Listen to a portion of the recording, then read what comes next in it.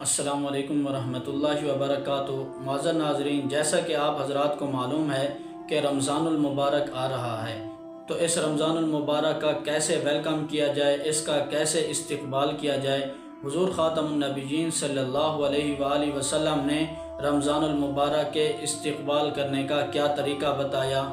آج کی ویڈیو میں اس پر مفصل گفتگو ہوگی۔ میرے انتہائی واجب الاحترام بھائیوں بہنوں، جیسا کہ آپ حضرات کو معلوم ہے کہ رمضان المبارک کی آمد ہے، اس حوالے سے آج کی نشست میں آپ سے گفتگو کروں گا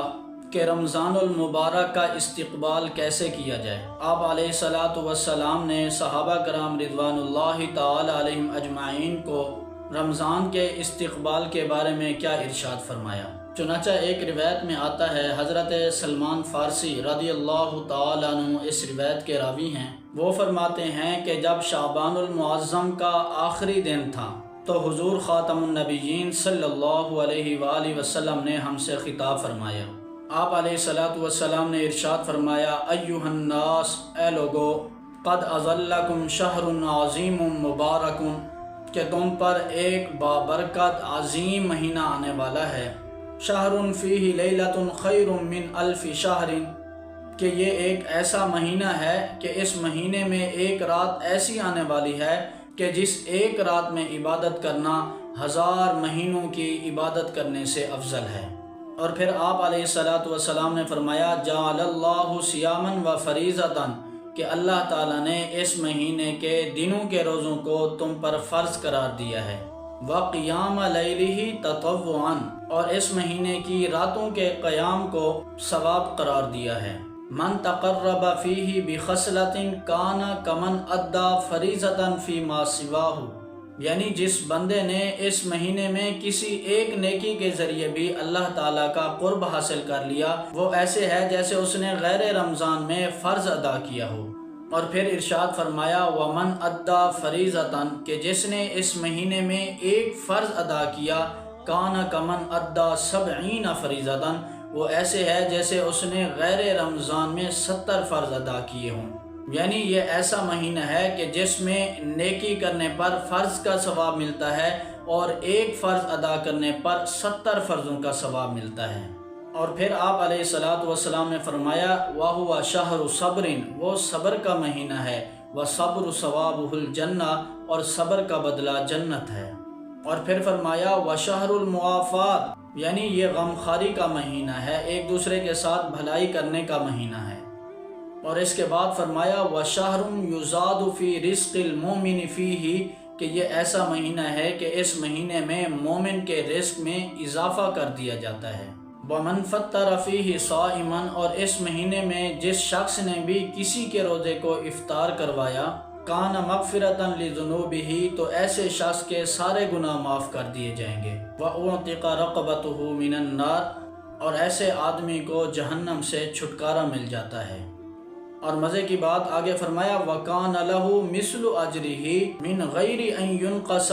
مِنْ أَجْرِهِ شَيْءٌ، یعنی روزہ افطار کروانے والے کو بھی اتنا ہی ثواب ملے گا جتنا ثواب روزہ رکھنے والے کو ملنا ہے، اور اس روزہ افطار کرنے والے کو ثواب دینے کی وجہ سے روزہ رکھنے والے کے ثواب میں بھی بالکل کمی نہیں کی جائے گی۔ تو صحابہ کرام رضوان اللہ تعالی علیہم اجمعین نے عرض کیا کہ یا رسول اللہ صلی اللہ علیہ وآلہ وسلم، ہم میں سے ہر ایک تو یہ طاقت نہیں رکھتا کہ وہ کسی روزے دار کا روزہ افطار کرائے، تو ہم کیا کریں؟ تو اس پر حضور خاتم النبیین صلی اللہ علیہ وآلہ وسلم نے ارشاد فرمایا، یعطی اللہ ھذا الثواب، کہ اللہ یہ اجر و ثواب ہر اس شخص کو عطا فرمائے گا، من فطر صائما، جس نے کسی روزے دار کا روزہ افطار کروایا، علی تمرتین، ایک کھجور کے ذریعے، او شربت ماء، یا پانی کے ایک گھونٹ کے ذریعے، او مسقط لبن، یا دودھ کے ایک گھونٹ کے ذریعے۔ یعنی یہ جو روزہ افطار کرنے کا ثواب ہے یہ ہر شخص کو ملے گا، چاہے وہ روزہ افطار ایک کھجور کے ذریعے کروا دے، یا پانی کے ایک گھونٹ کے ذریعے کروا دے، یا کسی کا وہ روزہ افطار دودھ کے ایک گھونٹ کے ذریعے کروا دے، اللہ تعالیٰ یہ اجر و ثواب اس آدمی کو بھی عطا فرمائے گا۔ سبحان اللہ۔ اور پھر اس کے بعد حضور خاتم النبیین صلی اللہ علیہ وآلہ وسلم نے ارشاد فرمایا، وَهُوَ شَهْرٌ، کہ یہ ایسا مہینہ ہے، اولہ رحمتن کہ اس کا جو فرسٹ پارٹ ہے وہ رحمت ہی رحمت ہے، واوسطہ مغفرتن اور اس کا جو مڈ ہے درمیان ہے وہ مغفرت ہی مغفرت ہے، وآخرہ عتق من النار اور اس کا جو اینڈ ہے یعنی لاسٹ پارٹ ہے جہنم سے آزادی، جہنم سے خلاصی کا پارٹ ہے۔ یعنی رمضان المبارک کے آخری پارٹ، آخری عشرے کے اندر اللہ تبارک و تعالی روزے دار کو جہنم سے آزادی عطا فرما دے گا، جہنم سے خلاصی عطا فرما دے گا۔ اور پھر حضور خاتم النبیین صلی اللہ علیہ وآلہ وسلم نے ارشاد فرمایا وَاسْتَغْفِرُوهُ فِيهِ مِنْ أَرْبَعِ خِصَالٍ یعنی اس مہینے میں 4 کام جو ہیں وہ کثرت سے کرو، خصلتین ترضون بہما ربکم کہ ان میں سے 2 کام تو ایسے ہیں کہ جن کے ذریعے تم نے اپنے اللہ کو راضی کرنا ہے، وخصلتین لا غناء بکم عنہما اور دوسرے 2 کام ایسے ہیں کہ جن کے بغیر تمہارا گزارا ممکن نہیں۔ پھر حضور خاتم النبیین صلی اللہ علیہ وآلہ وسلم نے ارشاد فرمایا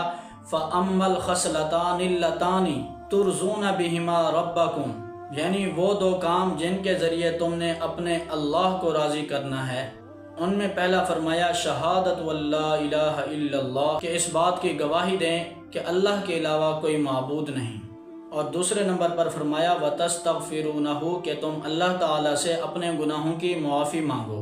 اور پھر فرمایا وَأَمَّا الْخَصْلَتَانِ اللَّتَانِ لَا غِنَاءَ بِكُمْ عَنْهُمَا یعنی وہ 2 کام جن کے بغیر تمہارا گزارا نہیں، ان میں سے پہلا ہے فَتَسْأَلُونَ الْجَنَّةَ کہ تم اللہ تعالیٰ سے جنت کا سوال کرو، تم اللہ تعالیٰ سے جنت مانگو،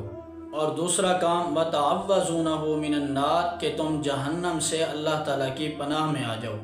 یہ ہے رمضان المبارک کا استقبال جو حضور خاتم النبیین صلی اللہ علیہ وآلہ وسلم نے صحابہ کرام کو بتایا۔ اللہ تعالیٰ سے دعا ہے کہ اللہ تبارک و تعالیٰ صحیح معنوں میں ہمیں رمضان المبارک کی قدر کرنے کی توفیق عطا فرمائے۔ والسلام۔